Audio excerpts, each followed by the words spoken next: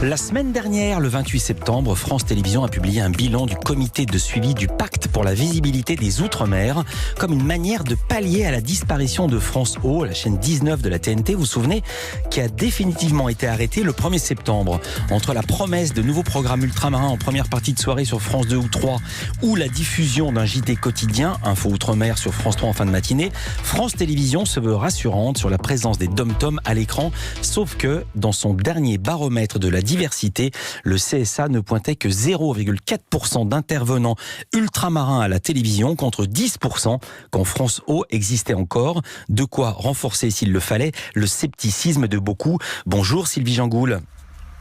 Bonjour à vous, bonjour à tous. Merci d'être avec nous en direct. Vous êtes directrice du pôle Outre-mer de France Télévisions. Vous avez été nommée il y a un an par Delphine Ernotte, la présidence de France Télévisions. Juste un mot, je précise que vous êtes à distance. Je suis tout seul dans ce micro, donc si vous nous voyez sur europe1.fr, voici pourquoi je n'ai pas de masque à l'instant même. Avant de parler de l'après-France O, question d'actualité. Hier, s'est tenu le référendum pour l'indépendance de la Nouvelle-Calédonie, qui s'est soldé par un non à 53%. Quel dispositif a mis en place France Télévisions, qui avait promis une mobilisation exceptionnelle pour suivre l'événement, et comment a-t-il été suivi par les téléspectateurs ?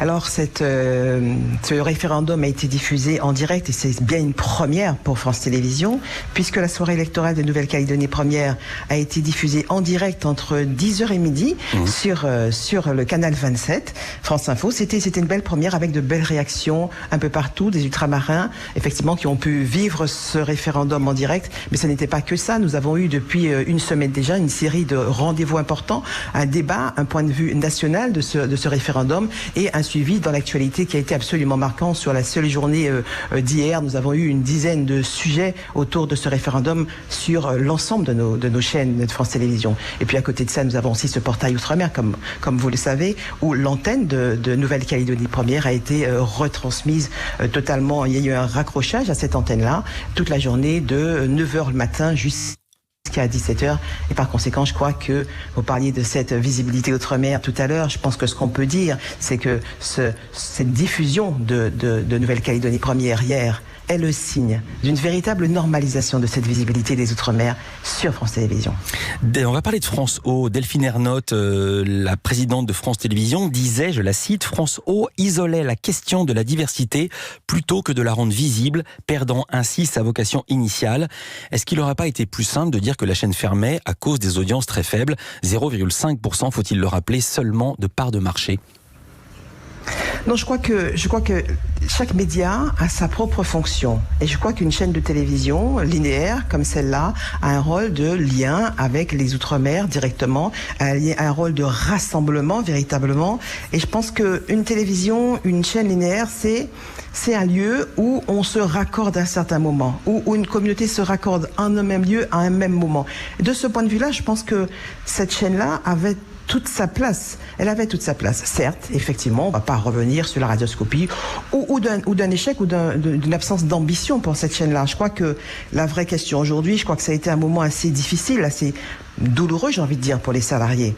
Je crois que ce qui est important aujourd'hui, c'est de dire que c'est effectivement la fin d'une histoire. Ce n'est pas la fin de l'histoire. Ce n'est pas la fin de l'histoire. Mais je crois qu'effectivement, on peut pas comparer effectivement le rôle d'une chaîne linéaire comme celle-là dans un pays comme celui-là, avec cette outre-mer-là qui existe là aujourd'hui. On ne peut pas le comparer avec un portail, on ne peut pas le comparer avec d'autres moyens de se rendre visible. Ouais. Donc je crois que certes, les audiences étaient faibles, mais pour autant, ça veut aussi dire que cette chaîne-là avait sa place, cette chaîne-là avait son rôle pour les ultramarins, pour la communauté qui vivait ici, qui vit donc ici en France. Donc ce que je comprends bien, vous regrettez sa disparition? Je crois que le moment n'est pas au regret. Le moment n'est pas au regret. Je crois que ça a été un moment complexe. Ça a été un moment complexe pour le groupe. Ça a été un moment complexe pour l'outre-mer. Et je crois que pour les salariés, évidemment, vous imaginez que ce moment-là a éprouvé particulièrement nos salariés à Malakoff, ceux qui sont directement concernés par cette décision.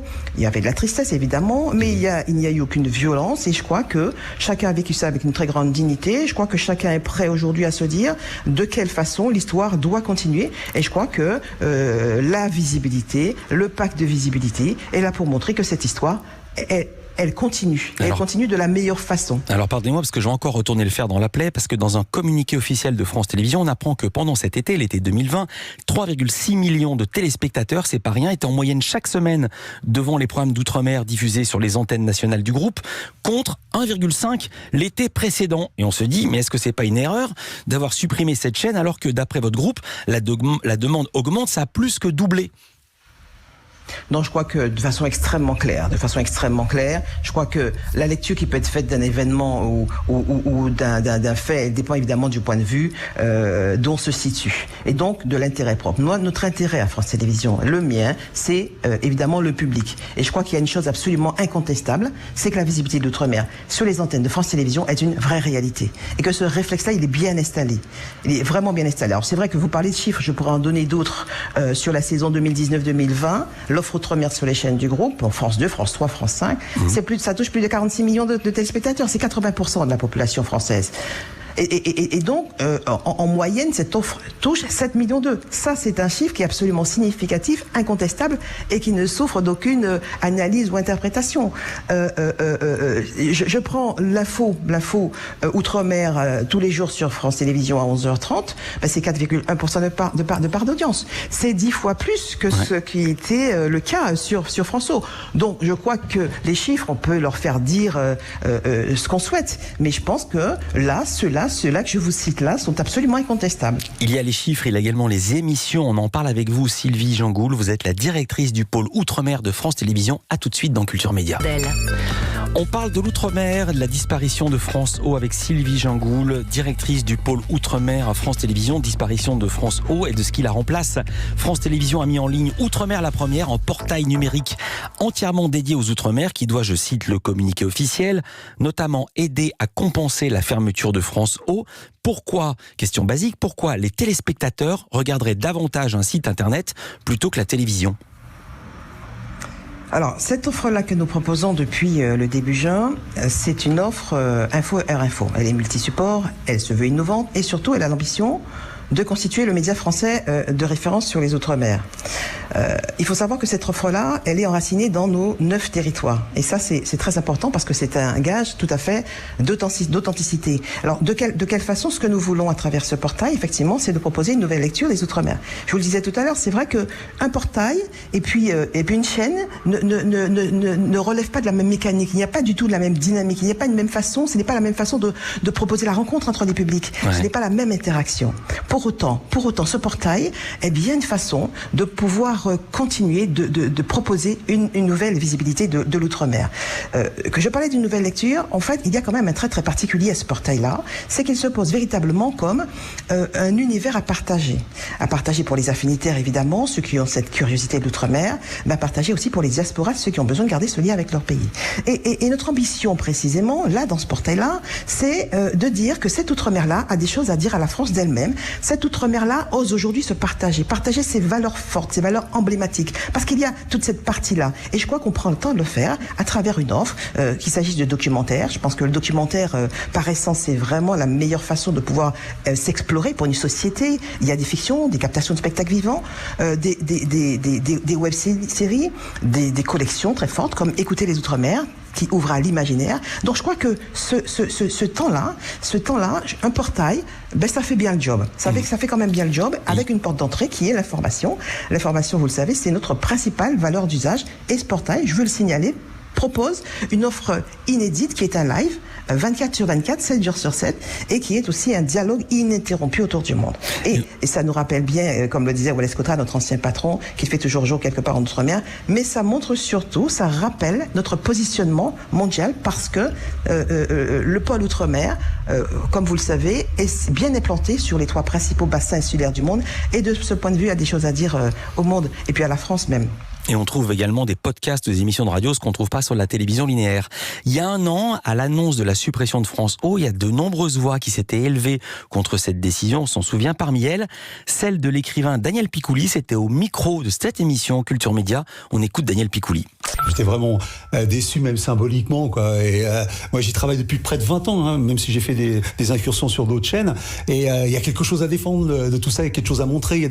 Moi, je fais la littérature, par exemple. Il y a une littérature absolument extraordinaire qui nous vient des Outre-mer ou des Grands Sud.